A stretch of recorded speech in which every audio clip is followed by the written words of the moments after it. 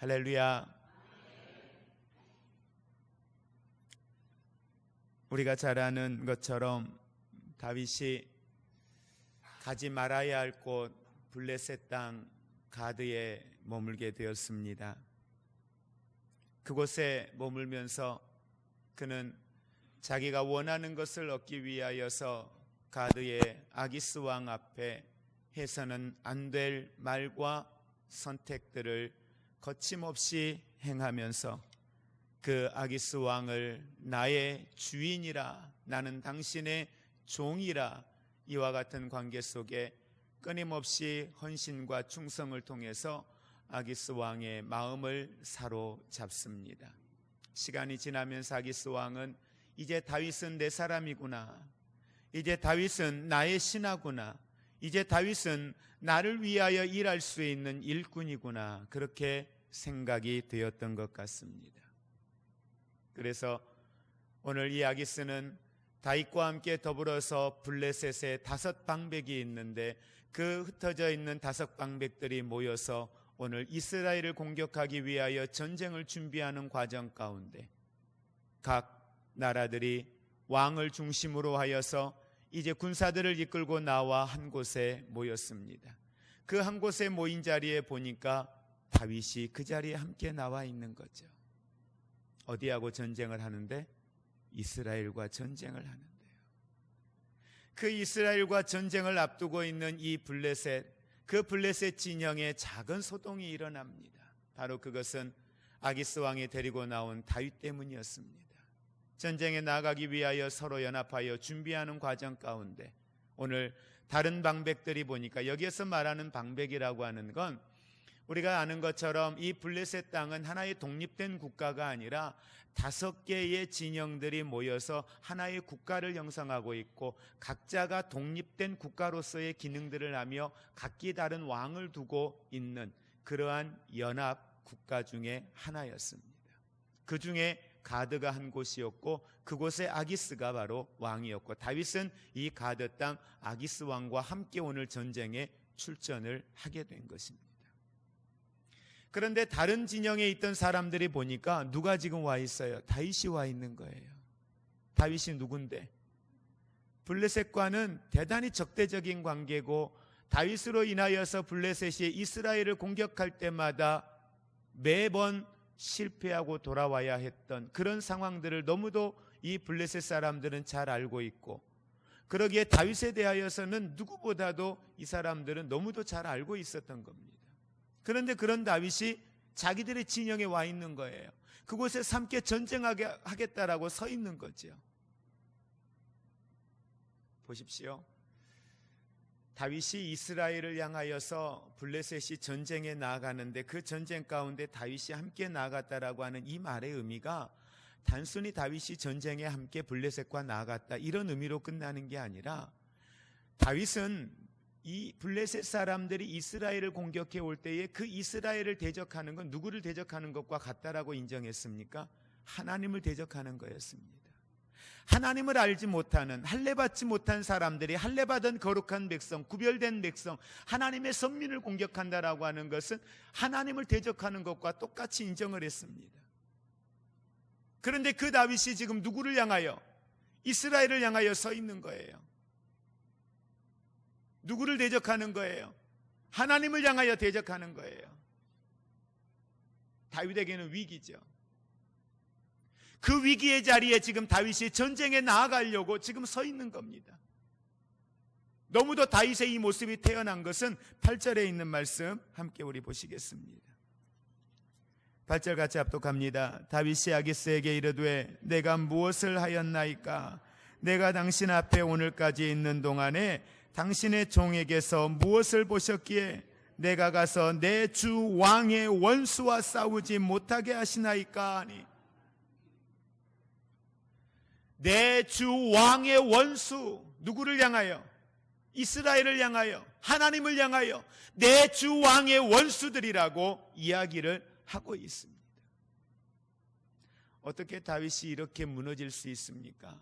어떻게 다윗이 이렇게 망가질 수 있습니까? 우리가 보았을 때는 위기예요. 하나님의 사람이 하나님의 이스라엘의 왕으로 세우기 위하여 기름 부어 세웠던 이 다윗이 하나님의 백성 이스라엘을 향하여 대적하기 위하여 전쟁에 나가 있는 이 모습, 적어도 우리가 볼 때는 위기입니다. 하나님의 백성이 하나님을 대적하는 자리에 서는 거니까요. 그런데 이유를 알 수는 없는데 왜 그랬는지 모르겠어요. 그런데 다윗은 오늘 이 아기스를 향하여 말합니다. 이스라엘을 향하여 당신의 적군, 당신의 원수, 그들을 향하여 내가 나아가는 것에 대하여 왜 막으십니까?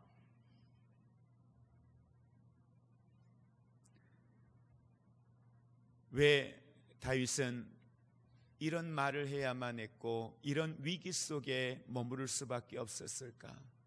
무엇이 그렇게 아름다운 신앙을 가지고 그 고난의 현장에서도 믿음을 지켰던 다윗이 왜 이렇게 무너질 수밖에 없고 이런 고난의 자리에 머무를 수밖에 없었을까?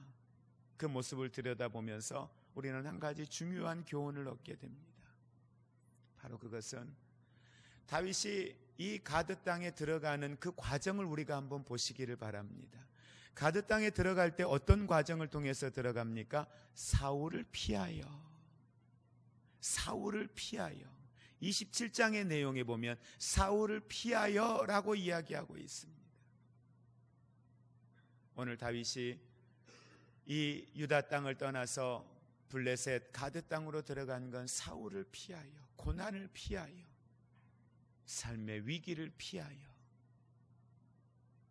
하나님의 뜻과 하나님의 부르심과 상관없이, 하나님의 인도하심과 상관없이 자기의 생각과 환경을 따라 보기에 좋은 것을 선택하였는데 그게 가드 땅이었습니다.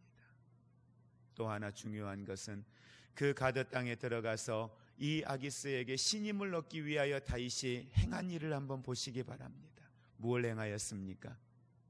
분명히 다윗이 나아가서 전쟁들을 일으켜서 전쟁에 승리하고 돌아오면서 전리품들을 가져올 때마다 이 아기스 왕이 묻는 거, 이번에는 어디 갔다 왔냐? 이번에는 어디 가서 승리하고 왔느냐? 물었을 때 이 다윗이 말하는 거죠. 전쟁에 나갔던 건 어느 지역들이에요? 평소에 이스라엘의 거침돌이 되었던 사람들, 소수민족들, 그들을 향하여 전쟁에 나가서 전쟁에 이기고 돌아왔어요.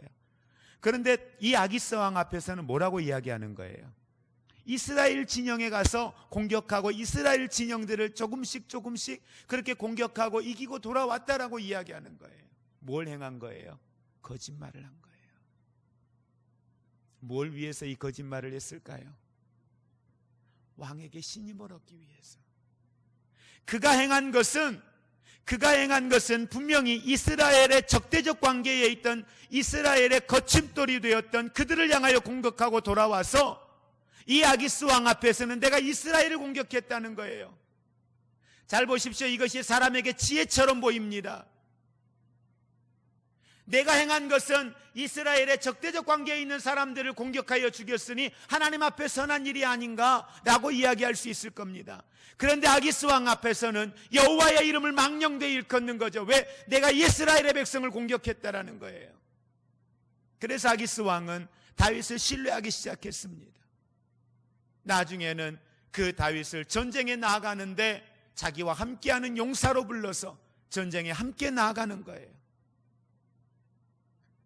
다윗의 잘못된 선택과 다윗의 이 거짓된 언행으로 인하여서 다윗의 이 위기는 어떻게 보면 다윗 스스로가 이 위기를 만들었다고 보아도 될 것입니다. 오늘 우리는 신앙의 삶을 살아가면서 거짓말은 여호와께 속한 것이 아닙니다. 어떤 이유로도 거짓된 것은 여호와께 속한 것이 아닙니다. 그런데 이 다윗은 이 거짓을 행하는 거죠. 그 행한 결과가 결국은 하나님의 선민 이스라엘을 향하여서 공격하는 이 전쟁의 선봉에 서야 하는 위치에 머물게 된 것입니다. 결국 거짓됨과 하나님을 떠나 살기 위하여 피하였던 그 길의 결과는 결국은 하나님을 향하여 또 다른 범죄하는 자리에 설 수밖에 없는 최악의 상황을 다윗은 맞이하게 되었다라고 하는 사실입니다. 그리고 그 다음의 내용을 우리는 보면서 중요한 하나님의 손길을 보게 되죠. 분명히 다윗은 하나님이 사무엘 선지자를 통하여서 사울이 여호와의 말씀을 떠났을 때에 오늘 사울을 왕에 세우신 것을 후회하시고 다음 왕을 준비시키셨는데 바로 그게 다윗이었습니다. 그런데 지금 다윗이 어디가 있어요? 이방 나라에 들어가 있어요. 이방 나라에 지금 어디에 머물러 있어요? 이스라엘을 공격하는 자리 앞에 머물러 있는 거예요. 이러면 하나님 편에서는 다윗을 버려야 되겠지요. 다윗을 포기해야 되겠지요. 그런데 하나님은 다윗을 포기하지 않으시더라고요. 무엇을 통해서 보게 됩니까? 다윗의 의지로는, 다윗의 힘으로는, 다윗의 지혜로는 자기 앞에 놓여져 있는 이 상황의 문제를 해결할 수 없습니다. 아니, 이 상황의 문제를 해결하려고도 하지 않았습니다. 왜? 그 어느 곳에도 다윗이 여호와를 향하여 기도하고 있는 모습이 안 나오는 거예요. 오히려 이 상황 가운데에서 여호와의 이름을 부르고 여호와의 이름으로 맹세하는 건 누구예요? 아기스 왕이에요. 다윗은 이스라엘을 공격할 수밖에 없는 이 상황 앞에 직면해 있으면서도 이걸 위기로 느끼지 못하는 거예요. 이미 다윗은 자기가 처하여 있는 이 상황 가운데 죄의 자리에 머물면서 죄를 죄로 깨달을 수 없을 만큼 마음이 무너져 내려 있는 거죠. 하나님 없는 삶의 자리에 다윗이 머물러 있는 것입니다. 그런데 그 상황 속에서도 하나님의 일하심을 보시기 바랍니다. 이 방백들이 어떻게 합니까? 아기스 왕에게 따지는 겁니다. 노를 바라며 말하는 겁니다. 무슨 일이냐? 어떻게 이 사람이 당신과 함께 있느냐? 아기스가 설명합니다. 너희가 아는 것처럼 그는 이스라엘 사람이다. 그러나 나에게 망명하여서 이곳에 와서부터 오늘날까지 여러 해가 지났지만 그의 성실함과 그의 충성됨은 누구 못지않게 아주 괜찮은 사람이다. 신뢰해도 된다. 내가 보증한다. 우리와 함께 전쟁에 나가도 결코 우리에게 해가 되지 않을 것이다. 그러니 걱정하지 마라. 그렇게 그들을 설득하지만 그리하면 우리는 전쟁에 나가지 않겠다.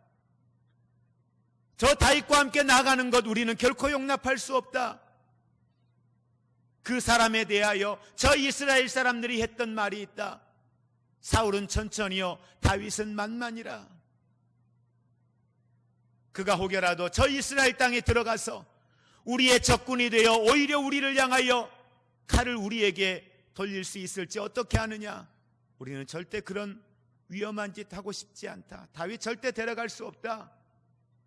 이렇게 이야기하는 거죠. 그리고 아기스 왕이 마음을 돌립니다.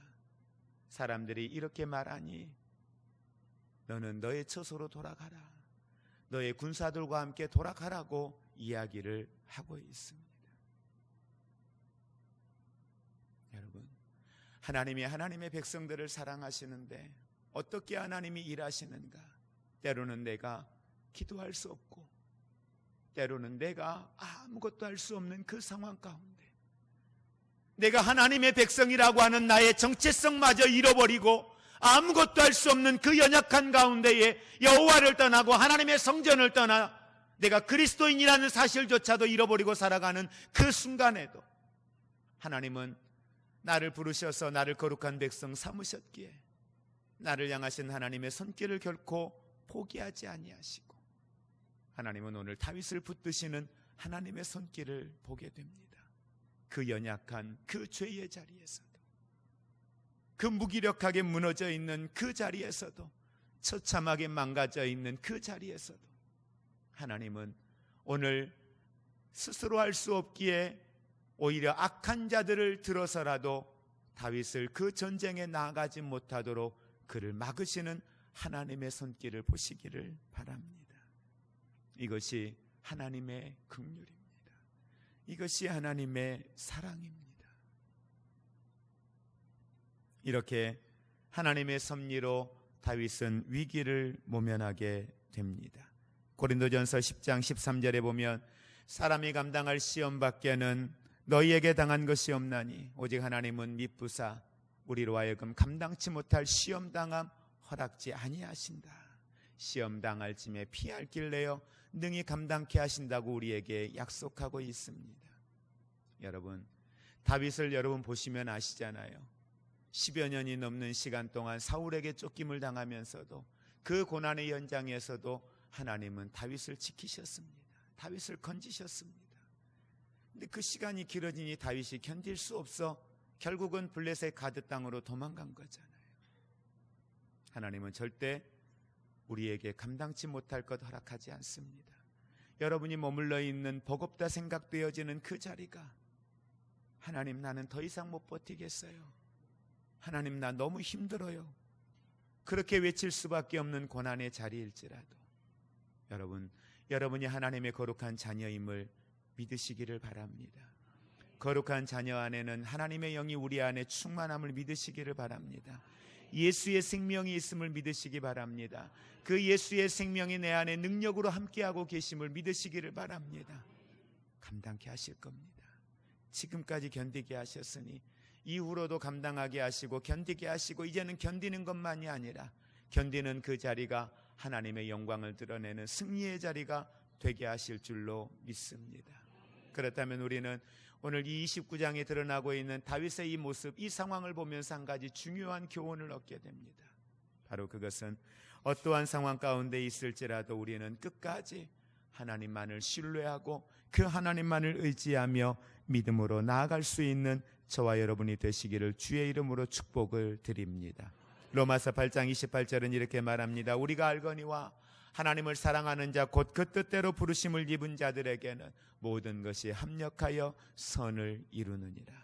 합력하여 하나님은 하나님의 뜻을 이루게 하십니다. 적어도 그것이 하나님의 뜻에 합당한 일이라면, 그것이 하나님이 보셨을 때 기뻐하시는 일이라면, 하나님은 하나님의 그 선, 하나님의 계획하심, 하나님의 그 목적을 이루시기 위하여 우리에게 필요한 사람들을 만나게 하실 것이고, 필요한 물질도 공급하여 주실 것이고, 우리의 길 가운데 가장 선한 것으로 우리의 삶을 채워가실 하나님이신 줄 믿으시기를 바랍니다. 이제 우리는 우리의 삶을 통해서 하나님의 이 긍휼하심의 은혜의 손길 앞에 다시 한번 감사함으로 나아가기를 원합니다. 얼마나 하나님이 우리를 사랑하시는가. 성경은 반복해서 끊임없이 우리에게 말합니다. 사랑하는 아들아, 사랑하는 내 자녀야, 사랑하는 자야. 끊임없이 우리를 향하여 사랑을 이야기하고 있습니다. 아가서에서만 나오는 것이 아니라 오늘 우리의 삶을 향하여서도 하나님은 우리의 연약함 중에도 우리를 향하여 끊임없이 우리 마음에 놓고 하시면서 부르신 것은 사랑입니다. 그러기에 우리를 긍휼히 여기십니다. 그러기에 그 하나님은 오늘도 우리의 삶 가운데 가장 선한 길로 저와 여러분의 삶을 이끌고 계심을 믿으시기를 바랍니다. 인내가 필요하다면 좀 더 인내하시고 좀 더 여호와를 구하며 그 안에서 감당하며 승리할 수 있는 우리의 삶이 되기를 주의 이름으로 축복을 드립니다. 요한일서 3장 21절 이하는 이렇게 말합니다. 사랑하는 자들아, 만일 우리 마음이 우리를 책망할 것이 없으면 하나님 앞에서 담대함을 얻고 무엇이든지 구하는 바를 그에게 받나니 이는 우리가 그의 계명을 지키고 그 앞에서 기뻐하는 것을 행함이라. 하나님이 기뻐하는 것을 행하며 나아갈 때에 여러분 담대하십시오. 걱정하지 마십시오. 두려워하지 마십시오. 하나님이 반드시 승리하게 하실 것입니다.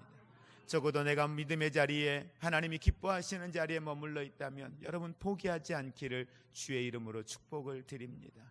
더 담대하십시오. 주의 이름으로 선포하십시오. 그 자리에 하나님의 살아계심을 드러내는 하나님의 영광이 반드시 나타나게 될 줄로 믿습니다. 이제 우리는 그 하나님이 어떤 분인가를 바르게 안다면 우리가 기억하고 우리가 고백해야 될 것은 그 하나님을 고백하기 원합니다. 그 하나님이 어떤 분인지를 고백하고 선포하며 나가기를 원합니다. 그 하나님을 생각하며 우리의 모든 것을 이제는 그 하나님의 손에 맡기며 나아가기를 원합니다. 여러분의 삶을 목자 되신 그 주님이 가장 선한 길로 인도하여 주실 줄 믿습니다. 이제는 우리 주 예수 그리스도의 은혜와 하나님 아버지의 사랑하심과 성령님의 교통하심이 사망의 음침한 골짜기에서도 여호와를 구하지 못한 그 연약한 자리에서도 긍휼을 잊지 아니하시고 그곳에서도 하나님의 선한 길로 이끄시는 그 하나님의 손길이 오늘 내 삶의 현장 가운데 함께함을 믿고 그 목자 되신 주님이 오늘도 나를 가장 선한 길로 이끄시기에 오늘 내가 블레셋으로 나아가지 아니하고 여호와 곁에 서서 여호와를 부르짖고 온전히 여호와만을 향하기로 결단하며 이 시간 주님 앞에 믿음으로 나아가는 사랑하는 모든 성도들 위해, 저들의 가정 위에, 우리의 삶과 이 나라, 이 민족 위에 이제로부터 영원토록 함께 있을지어다.